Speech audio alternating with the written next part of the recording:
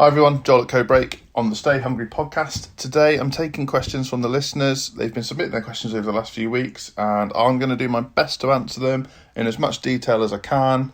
Hopefully there's lots of things to take away from this, things you can use in your business.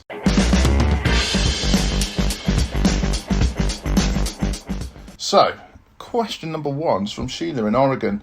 Hi Sheila, awesome that we've got a listener in Oregon, that's exciting, but what's the difference between marketing and branding? Well, marketing is how you want people to perceive the company. So who are you talking to? What language are you using? What promise are you making to the customers?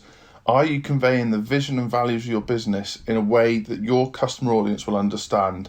Marketing's a strategic activity, so it's kind of aligning your business goals and how you present yourself to the world. So think about that in terms of what you're doing to fuel your business, where branding is how others see you. So marketing is how you want them to see you. Branding is how they actually do see you. So from a business perspective, understanding how consumers perceive your business is obviously crucial to be able to execute a marketing strategy, but branding would be grounded in kind of consumer research or perception, attitudes, the way people think about you. So not many businesses are very good at knowing their brand, in the sense that they don't do the research to find out what people actually think about them. They just decide they know what people think about them.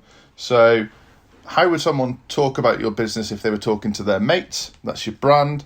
How you talk about your business to create perception, that's your marketing. It's not, brand is not what you want your customers to say, it's what they actually say. Marketing is what you say in the hope that it teaches your customers what you want them to say. Hopefully that makes sense. Nice one, Sheila. And Clive from London. You mentioned focus and narrowing your target in most of your posts. Yeah. So we do talk about niching a lot, and I know I sound like a broken record. I'm always talking about niche, and you can't please all the people all the time. If you try and please everyone, you'll end up pleasing no one. And I stand by it. Focus on the people most likely to buy from you. If you're spending money on people who might buy from you, but they might not, that's a gamble. Why would you do that? Why would you gamble with your marketing budget? Chances are, if you listen to this podcast, you're a small to medium-sized business owner, and gambling with your marketing budget is not an option. You can't afford to throw as much shit at the wall and see what sticks.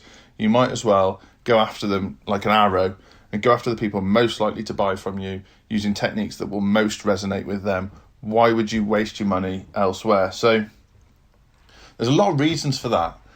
And it goes back to the brand marketing thing we've just talked about, actually, where if somebody understands your brand and feels like it resonates with them, they're far more likely to buy from you. So why wouldn't you continue to nurture those type of people? So in our business, if we've got a good customer, best way of getting referrals is to say, we really, really like working with you. We'd like to work with people more like you. Who are your mates? And I know that sounds silly, but actually it's a really, really effective way of getting more people like the people we already work with. And we know that they're the right people because they've gone through our process and we've qualified them, and they're bought into marketing that sells. They understand what Codebreak's about. But also, their friends are likely to be like them. Chances are, if you're a business owner, you're friends with other business owners. It's just the circles that you mix in. And then if you niche it down, so let's say you work in the motorbike trade and you run a motorbike garage, chances are you know the owners of other motorbike garages. So if you're a motorbike parts company, why wouldn't you have that conversation? Why wouldn't you niche down to just those people? What's the point in trying to sell to garages that also repair motorbikes when you could just sell to garages that only repair motorbikes? And there's plenty of them to go round, and your marketing is far more on point, far more niche, far more clear. You get the drift. You see what I'm saying? So nice one, Clive. I hope that helps. I think just to drum it home, it's about kind of repetition and consistency and making sure people understand exactly what you're about and that you're for them. A lot of people think everything is for everyone, and that's not true. I mean, it is on a social level, but it's not on a business level. There's no way that, Tesla think that everybody can buy their cars. There's no way that Ferrari think everybody can buy their cars. They talk to the people who are most likely to buy, or the people that are likely to lift their brand. And that's what you need to do. So, we're looking for an internal marketing person. How can I hire the best person for the job? Oh, that's a tricky one from Steve in Birmingham. Right, okay, Steve. Well, it might be your first hire. It sounds like you're not a marketing agency, because that would be a weird thing for a marketing agency to ask us this question.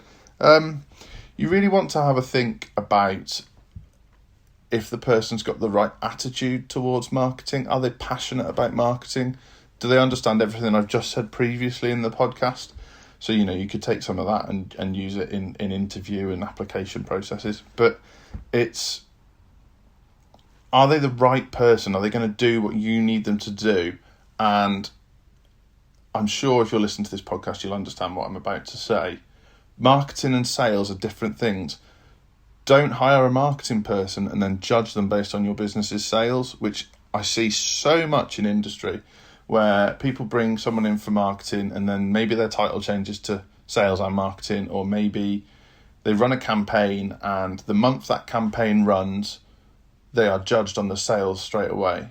And that business has never really done an integrated marketing campaign before. So you're judging someone based on how you've judged your business up till now, when you've never had a marketing department before. So you've got to really think about these things. They need to be obviously a cultural fit for your business. They need to have done their research and clearly understand your business, understand your marketplace. But I think it's obviously really important they know their technical stuff, which if you use a recruitment agency or maybe even, team up with a marketing agency to sort this. But the technical, I wouldn't worry about. You can tell from their CV and a few questions if they've technically got some nous. It's the cultural fit and the attitude. Do they come with ideas? Do they come with a passion for marketing? Do they really care about your customer experience? Are they talking to you about all those things that normally slow you down but actually are perfect for a marketing person? So customer feedback, customer experience, the customer journey, niching down your market, trying to squeeze more budget out of you for brochures, for digital advertising, all these things that can feed into the marketing sort of structure of your business. And it might feel a bit counterintuitive because marketing can be costly. It's a good investment if done well, but it'll be the first time you employ someone in your business and perhaps they don't directly, a bit like an admin person, they don't directly contribute to revenue initially. But a good marketing person will talk to you about how they're going to produce results and how their campaigns are built to drive the right people towards the business, and how that's going to increase web traffic, and how the web traffic is going to increase inquiries, and then how the inquiries are going to increase sales. And then they'll probably want to talk to your sales team about, right, how do we integrate all this together? And then it becomes really a natural part of your business, but you're not going to get that straight away. So just take a step back, think about the type of person you want. Are they qualified to do it? Have they proven themselves elsewhere? And go from there. And yeah, I'd say work with a recruiter or a marketing agency to find the right person. We work with a lot of businesses who use our marketing services until they reach a certain size, and then they decide to take it in-house, and perhaps we take on more of a consultancy role. So there'll be marketing agencies out there willing to help you with that kind of process. So bloody hell. That was a heavy one, wasn't it? What's the next question? Let's have a look. So, how is marketing different from advertising? I would say advertising is just one possible type of marketing promotion, but marketing involves more than advertising. So, direct mail, direct email, postcard, blogging, podcasting, vlogging, newsletters, they're all forms of marketing that aren't advertising. Advertising is where you speculate to accumulate. So you're probably, if you're doing your advertising well, you'll be looking for a result from it. Now, a result might not be a sale, but it could be an increased presence. So you've reached more people from your target audience, or it could be more traffic to your website, or it could be more signups, it could be more memberships, it could be increased global views, it could be readership. It really depends on what you're trying to achieve, but that's advertising is essentially paying money to put yourself in front of people to achieve a desired result, where marketing is a different kind of, well, it's not different, that's wrong. It's a broader subject than just advertising. Some businesses, the only form of marketing they do is advertising. I think that's wrong, because if you've advertised well, you've probably got people in your contact funnel. And if you're not continuing to warm them up with email marketing, newsletters, blogs, vlogs, podcasts, things like that, you're missing a trick. But marketing will be a strategic way of nurturing people towards a sale, or nurturing staff towards more buy-in, or nurturing suppliers to be a better fit. Advertising is about speculate to accumulate. Oh, that was a toughie. No name with that one. Okay, so Jenny, how do I choose the best name for my company? Oh, the amount of people that ask me about this, that is tough. I would say short and memorable is the best way. So if you can come up with a short, memorable name, phrase, term, and the domain for that is available, and you can somehow relate it back to your industry, but that's not critically important, then buy that domain. Buy that domain before somebody else does. Get that limited company registered, because if it's catchy, if it's memorable, if it's easy to create a brand around, just get it done. Even if you don't end up using it, just buy it and you've got it in the bank then. So many people spend ages trying to think this through, trying to be clever with it. I mean, we live in Shrewsbury, in Shropshire, and Charles Darwin was born in Shrewsbury, so maybe half of the businesses that approach us locally want to be called Darwin something, or Evolution something, or Origin something. And then also the River Severn does a loop around Shrewsbury, so the amount of businesses that want to be called Severn something, so you get my drift.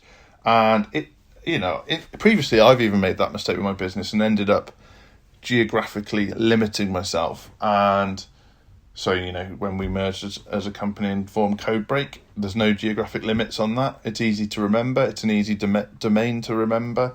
The brand is striking. And that's all on purpose. And that's how you go about choosing the name for your company or product, is thinking about how easily it resonates with your audience, how easy it is to recall. Are the domains available? Is the limited company name available? Can you get close to the limit? So our limited company is Codebreak Group Limited, because Codebreak Limited wasn't available. But with Codebreak, Codebreak Group Limited trading as Codebreak. So don't get too hung up on it. Get it done.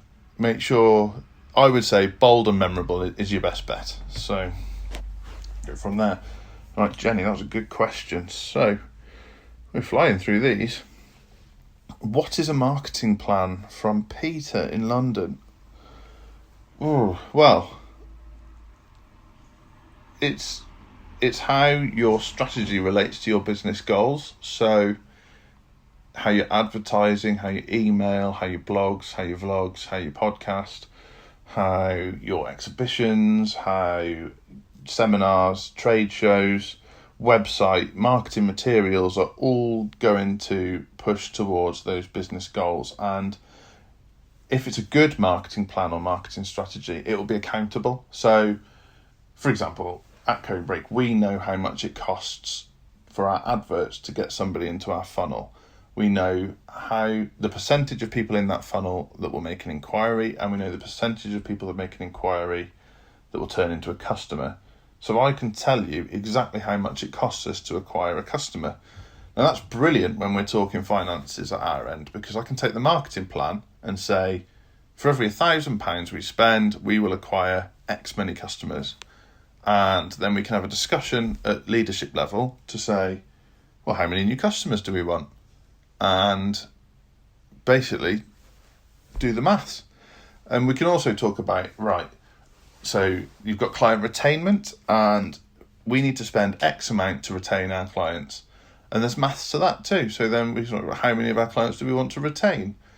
And using a marketing strategy like that, we can do the maths for the growth of the business. How many clients are we going to retain as a percentage? How many clients are we going to gain as a percentage? How much will it cost to do both of those things? How are we going to do it? And it becomes a really, really powerful tool. Now, the problem a lot of businesses have is they try and come up with a marketing strategy before they know those figures. So in the early stages of your business, or if you've never done marketing like this before, it's really important you test and measure to get those figures in place. So what does it cost you to acquire a customer or a client or someone to purchase your service? All the way back to what does it cost you to acquire a lead, and all the maths in between. And that's a lot easier to do than you'd imagine. But once you've got those figures, it's so powerful because it really feels a lot less scary when somebody leaves or doesn't buy from you anymore, because you know that you can just go out there and spend more to get more. It obviously it can plateau at a point, but the power to be able to do that in your business on a national or maybe international level is something that can be built into your marketing plan once you've got those numbers. And I think it's really important that you treat your marketing strategy like that. Right, that was a fair question. Okay, another Steve. So another Steve in Birmingham. Maybe it's the same Steve. How do I develop a good slogan? So I call them taglines. I don't really know why, but yeah, slogans. So think, Nike, just do it. That's a really, really famous one. McDonald's, I'm loving it. That's obviously another really, really famous one. It's quite similar to coming up with a company name. It should be short enough to be memorable. It should resonate with your audience. So the Nike one is kind of about having no inhibitions when it comes to activity. So just do it. I might go for a jog later. Just do it. Or I might play football later. Just do it. It's that kind of, it really, really fits with their brand. The McDonald's one is a bit more fluffy and a bit more lovey, but that's because they have one of the broadest target audiences of any business in the world. And it's more about the feeling you have when you eat a McDonald's and go to a McDonald's and the experience you have. So in terms of your slogan, I would say for small to medium-sized businesses, it's got to obviously portray what you're about. So there's a few slogans in Codebreak. The big one is our trademark slogan is marketing that sells. It's a bit like Ron Seal, does what it says on the tin, kind of, just really, really obvious. And we used to use the slogan marketing delivered. So again, all about does what it says on the tin, Ron Seal. So marketing delivered. Couldn't be more simple than that, really. And there's other taglines we use in and amongst our stuff. So obviously Stay Hungry, our podcast is called Stay Hungry, our vlog's called Stay Hungry. We're releasing a book called Stay Hungry. And again, that's more about attitude. So that's kind of like the Nike Just Do It. Stay Hungry is about business mentality, about businesses that want to win at what they do, about growth, about having that mentality that when things grow to a point and it's tough and it's stressful and you need new staff and you need new premises, that you keep that hunger burning. That's what Stay Hungry is about. And it's kind of a culture point within our business as well. So, marketing that sells is about our staff and our customers understanding that we're accountable for our marketing actions, and Stay Hungry is about the attitude behind it. So when you're thinking about your slogan, really, really concentrate on the message you're trying to put out there and how it fits with your business. And is it easy to remember? Obviously ours are very easy to remember. Wow. All right, cheers, Steve. So last question. What are some marketing strategies that would help a company accomplish customer acquisition and retention? So, wow. Okay. And that's from John in Liverpool. Okay, cheers, John. So, if you want to focus on customer acquisition and retention, you should focus on marketing strategies that help you build the relationship. So, what I mean there is, if you're running ads, they should be getting people to sign up to your funnel. And by funnel, I mean like a mailing list where you're constantly keeping in touch with people. You're regularly touching base with people. So that's the strategy I take. So get people into a place where you can continuously communicate with them. And I don't mean on Facebook or LinkedIn. I mean something you control, so an email funnel, an SMS funnel, maybe even a physical funnel. So you're sending mail shots to them. Who does that anymore? You'll really make an impact if you send hand-signed letters to your funnel. But that's, I would say, in terms of customer acquisition and retention, get them into a funnel and warm them up gradually. Don't go for the kill straight away. Don't propose on the first date. Get them into that funnel, warm them up, make them feel part of something. And then when they become a customer, do the same. So customers shouldn't fall out of the funnel. There should be a new funnel for customers where they receive regular information, where they're directed to your podcast, where they're directed to your videos, where when you're about to have a catch-up with them, they get reminder emails. When they achieve something brilliant, you send them a congratulations. It's about nurturing and building relationships. If you make friends with somebody and then never contact them, guess what? They won't stay your friends. Well, the same's in business. If you bring a customer on board and then never contact them again, they won't feel like a customer. So that would be my short and snappy answer to that one. Cheers, John. So that was a bit of a different episode, a marketing Q&A. Quite similar to how our discovery calls work, really. People ask us quite a lot of questions on there, and we talk about what would be best for their business. If you'd like to book a discovery call with myself or Andy, just visit codebreak.co.uk. Plenty of places you can apply on there. We'd love to chat to you, and I'll catch you again for another episode. Stay hungry. All right, take care, everybody.